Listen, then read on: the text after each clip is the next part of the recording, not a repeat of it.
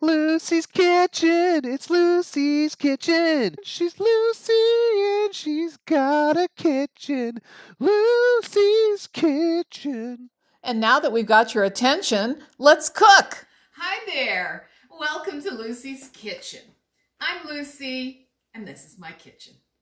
Today we're going to make fried green tomatoes with a remoulade sauce. Now, a remoulade sauce is nothing more than a fancy tartar sauce. That's going to be so good with these tomatoes, and we're going to make it ourselves, so I'll teach you how in a minute. I want to talk to you a little bit about tomatoes. People ask me, fried green tomatoes, is that a type of tomato, the green tomato? And actually, it's really just an unripe tomato. So here's my green tomatoes. Here's my ripe tomatoes. This is an heirloom tomato. This heirloom tomato is half green and half red. Now, this is your typical beefsteak tomato, and that's what these are. They're beefsteak tomatoes. Usually, people don't even see these in the market, but if you're going to a farmer's market, you might run into them. You might also have them in abundance in your own tomato garden. I know that when I used to grow tomatoes, at the end of the season, we'd end up with a ton of these. And of course, these are very popular in the South, where the growing season is long and tomatoes grow like crazy. So, fried green tomatoes. Now, we're going to bread and fry these, but the breading is going to be cornmeal based. In fact, I've got my ingredients right here. I'll show them to you. Push my tomatoes aside because we're not going to slice them until we're done with the remoulade because they cook pretty quickly.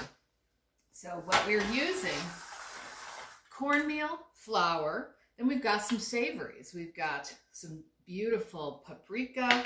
I've got seasoned salt, some pepper, and if you happen to have some green chili powder around and you want to spice them up, go for it. You can add pretty much any of your favorite seasonings to this, garlic powder, whatever. But I'm keeping it sort of simple because I want the remoulade sauce to be to stand out and to really accent them. So they're going to be very tasty and very crispy, and I'm sure you're going to want to eat them all up. And as soon as you're done with them, you're going to go, why can't I have more?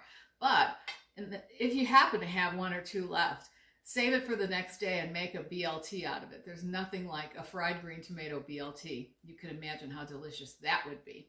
Now, I'm going to set aside my dry ingredients for now, as well as my wet ingredients, so that we can make the remoulade.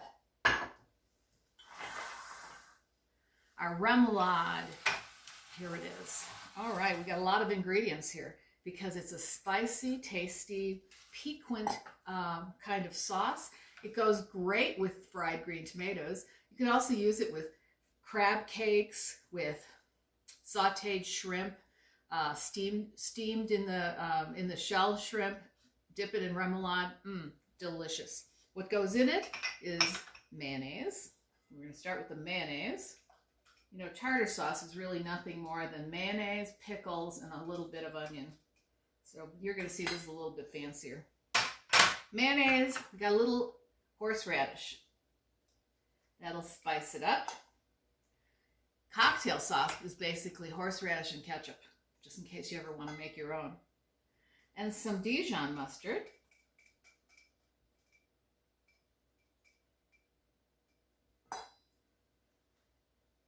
All right, now I've got my seasonings here. I've got some salt, I've got some pepper, I've got some garlic powder, and I've got some paprika. So I'm going to just put it in here and then whisk it all together. Now, we want to get this part smooth before we add anything else. Another thing we like is a little hot sauce. So just use your favorite hot sauce and just, I don't know, half a teaspoon or so, unless you want it really spicy. Add that in, whisk that together. It's already turning out great. Then we're going to add our lemon juice.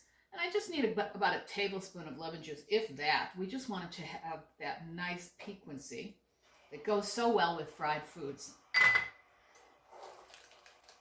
This is not a low-calorie dish, but it's a special treat because you only get green tomatoes, you know, for part of the year. And then I'm going to add some capers, about a tablespoon of capers. And these capers are These are very small capers. If you have really big capers, you might want to chop them up first before you put them into your dish, and then stir it around. And I'm going to taste it. Make sure it doesn't need more salt or more lemon juice.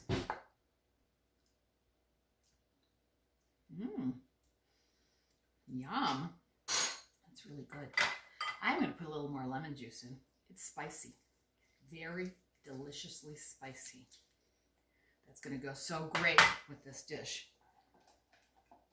Okay, and then I've got some parsley. So I'm going to put a good pinch of parsley in there. And whisk that together. And that's all there is to it. Super easy. Don't have to pay those expensive gourmet prices for pre-made remoulade. You can make it yourself and feel proud. And then I'm going to just scrape it into a little serving dish. Okay, done with that. Now we're going to get to our tomatoes. So what we want to do is we want to slice up these tomatoes and get them just the right size. Push everything out of the way. Tomato platter here. All right. So take your paring knife. First of all, look at your tomatoes. They should be nice and firm. You don't want squishy tomatoes. And of course, when they're green, they're usually pretty firm. So, you know, you've got the tomato core. So I would just take a knife and kind of spin it around there in the core and just get that out of there. And then slice a little thin slice off the bottom. So now you have a nice level flat thing. We're going to do the same thing with the other ones.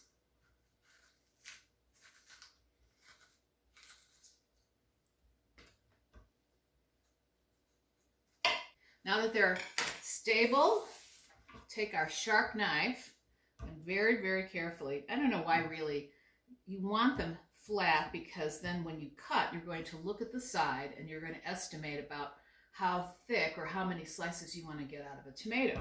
A tomato like this, for example, maybe 4. Tomato like this, 5 or 6. Depends on how thick you like your fried green tomatoes. And I like them medium. I don't really like them too thick or too thin. We're not deep frying here. We're pan frying. So we don't want them to be, you know, too fried. So I'm going to do, oh, that's beautiful. That's cutting right perfectly. I would say that this is about 1/2 inch thick. Slice that piece off. And then do the same with the others. Start with my flat part. It's better to start there so you can keep it all flat.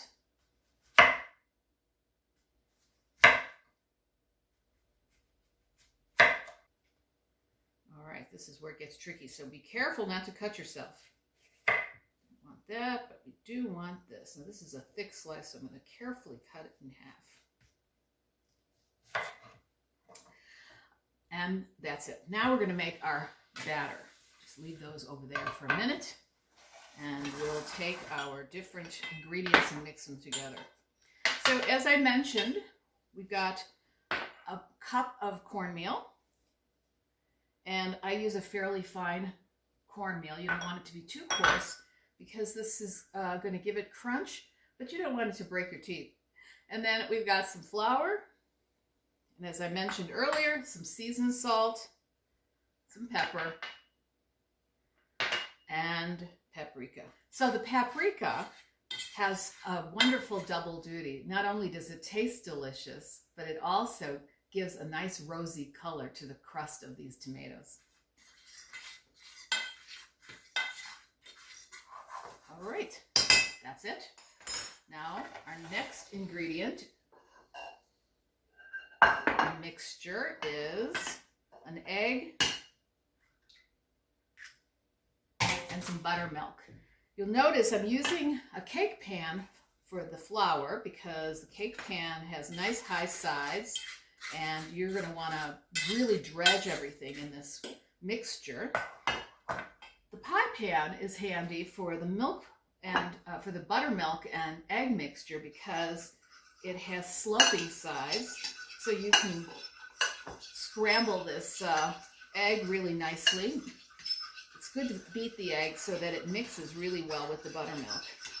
And if you don't do that, you might have lumpy egg, bits kind of clinging to the tomato. So we want it to mix nice and smoothly. And here's my buttermilk, which is gorgeous.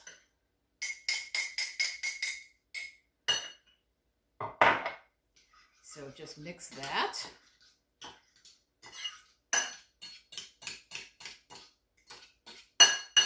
You see what I mean? It's like you want to make sure it really mixes. Perfect. All right, we're going to dip this, as I mentioned, in the flour mixture. You're probably thinking, wait a minute, aren't you supposed to put it in the egg? Just be patient. In fact, I'm going to get this to help me here, because once it goes in the egg, it's going to start getting pretty sticky. You can put it in here, and then make sure that there's some that adheres, and then we're going to just drop it into the egg, and we're going to bring it back to the flour.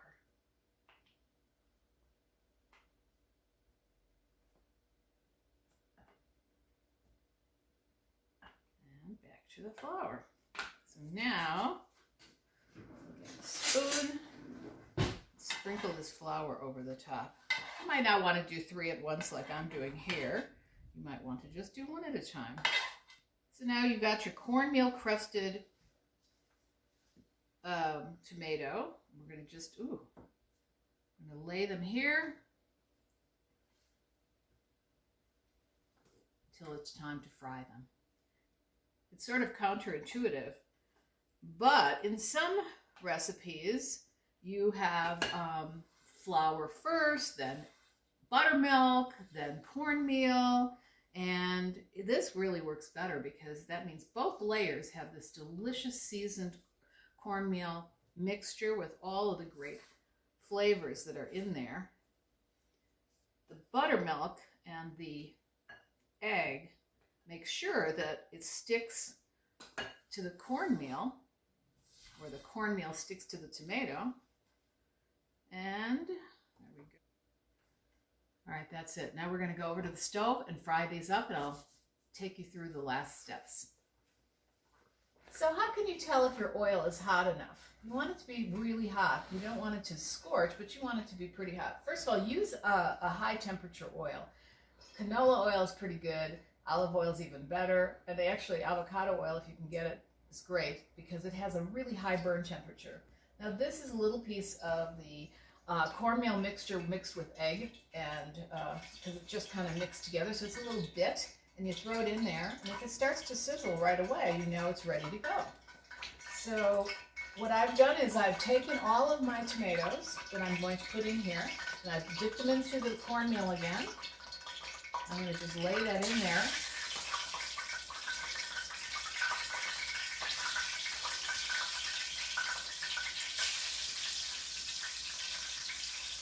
And you don't want to crowd the pan, so you just put in whatever it'll hold, but not more. Now remember when we cut off that little piece at the bottom? It ensured that all of our pieces are about the same width. That's kind of important because that means that these tomatoes are going to cook evenly and beautifully. Got one more space. And I'm going to cook these in batches.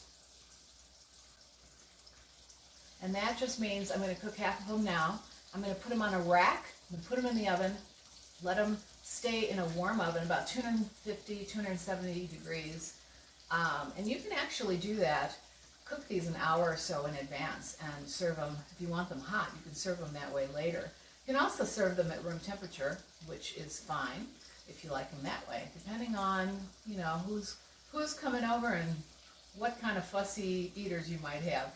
But I like, if I can, to serve them at least warm, and I don't want them to be soggy when I serve them. I want them to stay crispy. So we are going to set them on a rack. The extra fat will drip off, but the crust will stay nice and crisp. And now we're going to carefully flip these. You just want to cook them about 2 minutes on a side. And that's really beautiful golden. We want the tomatoes to still maintain their crunchy characteristic.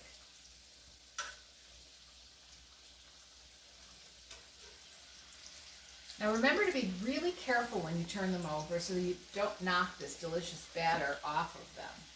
So just hold them on the edge with your big tongs, flip them over, and they are perfect.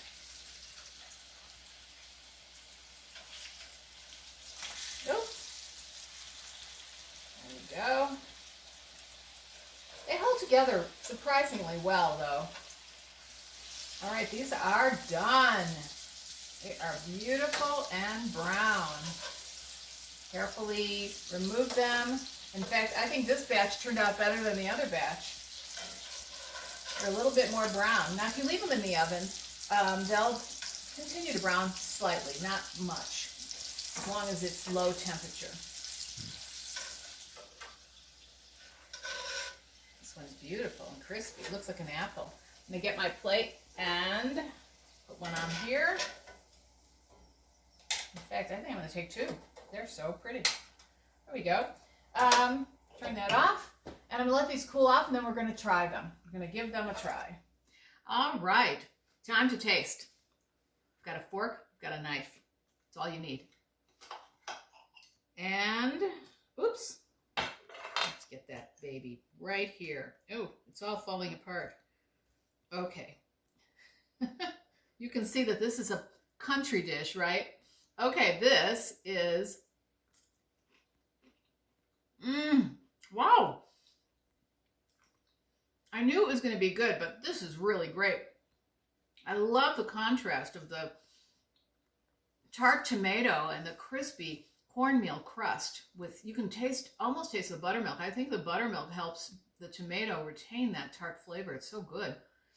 Then the remoulade. Oh, it's so tasty. Spicy, tangy, has, as you remember, some horseradish in there, a little hot sauce. I don't think I would add more hot sauce to that. I think it's perfect the way it is. As a matter of fact, I'm going to make some and save it for later for, I don't know, hamburgers or even dipping French fries. It's delicious. And, in fact, I'm going to have a little taste. Yum. Oh my God. I love it. So, I hope you'll give this dish a try. Yum. And that's it for today. Thank you so much for joining us here at Lucy's Kitchen. Don't forget to like and subscribe, and come back next time when we share more delicious recipes from my kitchen to yours.